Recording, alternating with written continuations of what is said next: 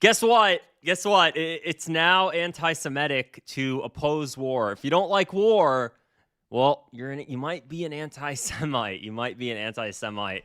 I have to say my disclaimer now so this video doesn't get demonetized. I'm just joking. This is not intended to promote hate towards any group of people. I'm just reporting on facts.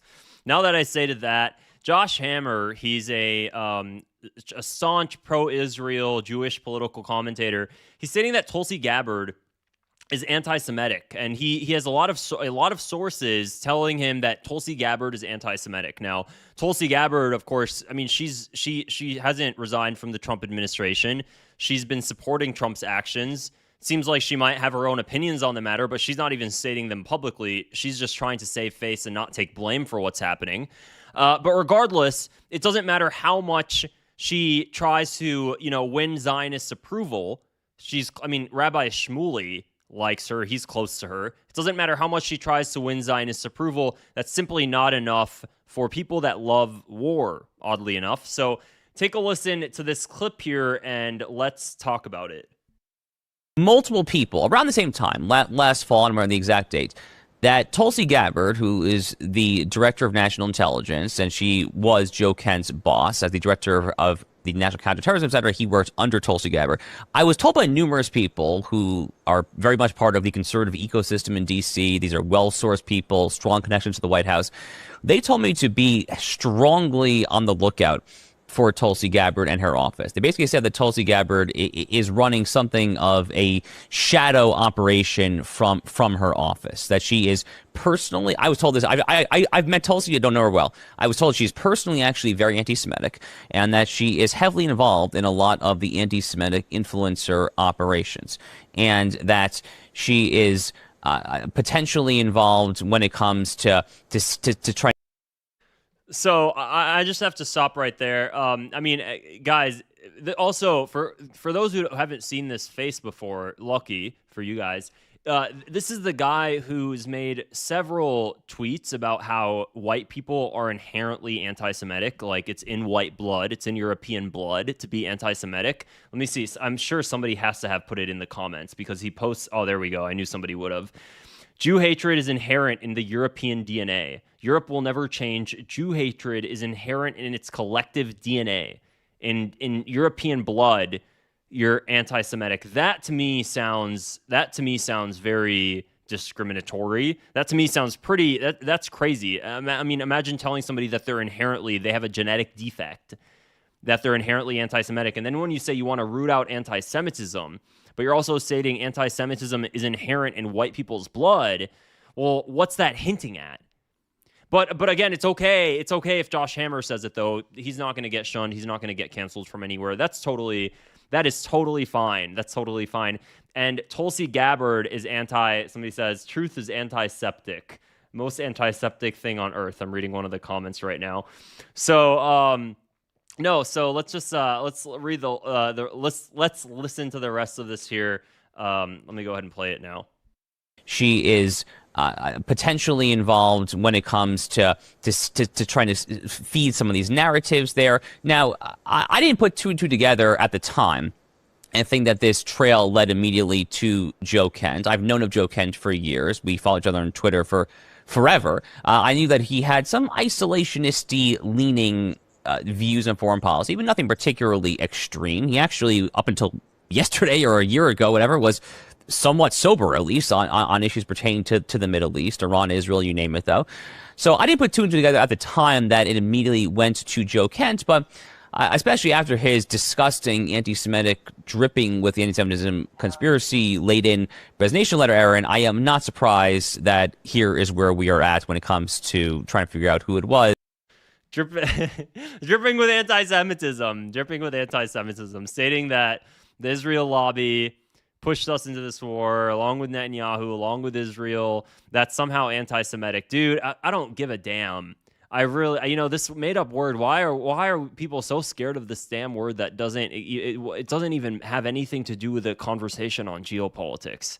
I think I don't buy the idea that he actually believes that it's anti-Semitic. I don't buy it.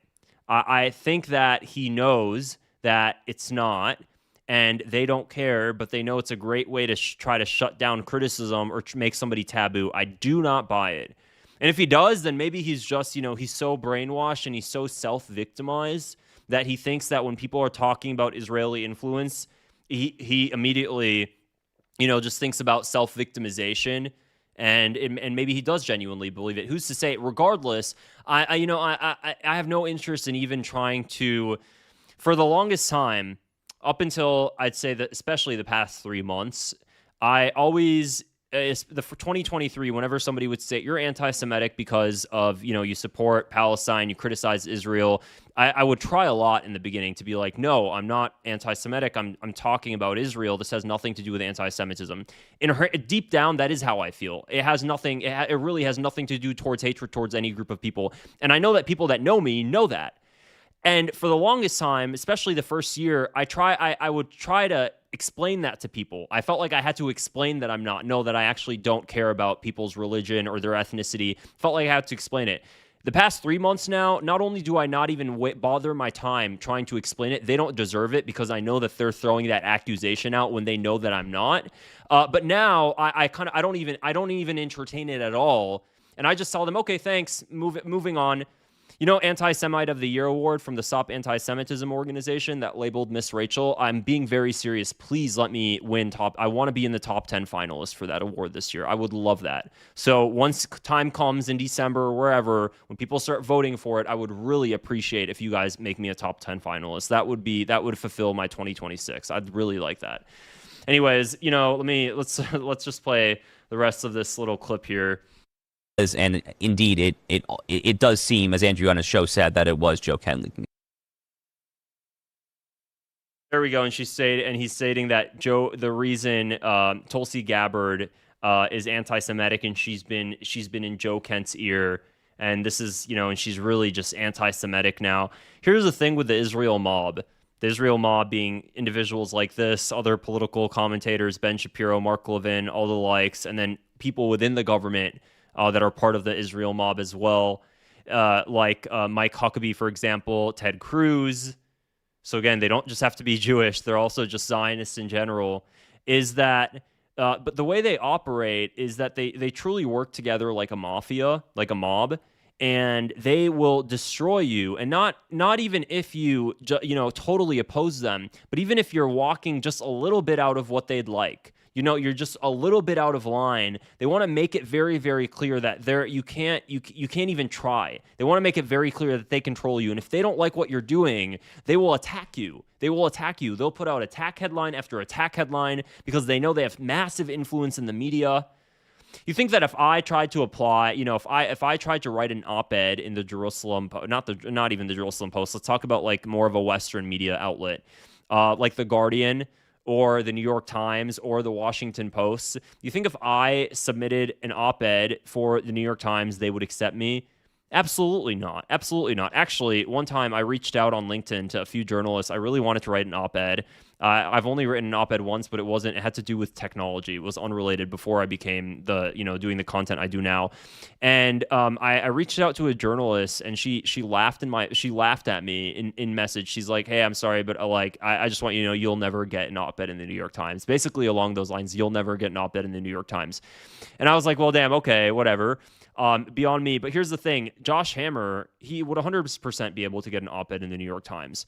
The Wall Street Journal, the Washington Post, absolutely he would. Why? Well, because he's part of the Israeli mob. So they use their connections in these media outlets. So when they attack somebody they don't like, they give jabs at them in their op-eds they write. In all of this legacy media, all of this establishment media, they use op-eds, they do attack headlines.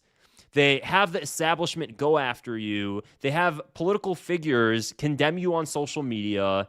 They have government officials distance themselves from you. They have people in positions of power distance themselves from you.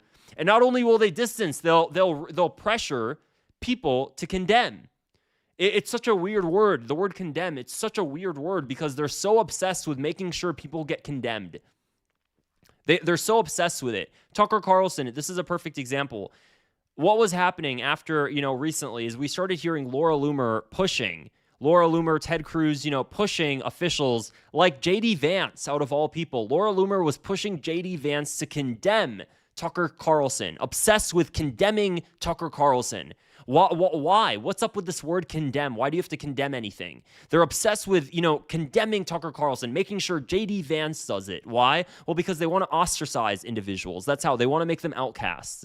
They want to strip away their power, not just financial power, not just the reach they have, but they want to strip away the power they have, the proximity to powerful individuals, the proximity to the establishment. They want to strip all of that away. That's how they work. It's a mob. And if they don't succeed in that, then they're going to work to try to put you in prison. If they can't isolate you and they can't if they can't, ostracize you and you still have your power in that sense, then they're going to plant fake evidence to put you in prison. And if they plant fake evidence to put you in prison and that still doesn't work, then they'll kill you. They'll kill you. They will kill you. That is how these people operate. They will kill you if you don't keep in line with them. So it reaches a point where you're seeing all of this. And, if I was Tulsi Gabbard, I still don't understand why she hasn't resigned. Really, she's young. She had a loyal fan base prior. Resign, lady. And I know she doesn't buy it. So just resign, because clearly you have individuals like this, and no matter how much you try to kiss up to them, they still will talk trash about you. You can spend your entire life trying to kiss up to these sort of people, trying to kiss up to the Israel mob, and they will still drop you without a second's notice, the second they feel like you're not pushing their agenda the way that they'd like you to. It's insane. It's insane that people still buy into this too. So let me go through the comments here. Greetings from Africa, Wally. We support you. Lala, thank you so much. I support you too. Wally, it was great to see you on Liberty Vault's channel. I appreciate it. LOL Pig, you're so kind. Thanks for your support. Let's see what else is over here. She literally started dressing like a supervillain. She's fully supported every military move Trump has made. Yeah, recently she definitely has. I think the reason I say that I feel like she should resign is because the speech that she gave, you could tell, and then the post that she made on X, she's trying to divert the blame. So I don't think she buys it mentally. I think she's going along with it, but I don't think she internally actually buys that this is good for U.S. interests. I don't think she does, because if she did buy it, then she wouldn't have written and spoke the way she did. She wasn't even willing to give her opinion in Congress on whether or not she thinks it's good. She says, that's not my job. It's not my job to give the opinion. That's why I'm stating I think she should resign, because I don't think she buys what she's saying. Unlike people like Josh Hammer, they actually buy the BS they're saying. I don't think she buys it, but maybe I'm wrong. I just personally don't feel like she buys it. So this is the Mossad doing. So that's about it for this video, guys. I appreciate all the comments and keeping the live chat going as well. Also, if you guys found this video interesting, please go ahead and give it a thumbs up as well and click the subscribe button. It helps me reach more people like you. Otherwise, I will see you guys in the next video. Take care and have a great day. Bye.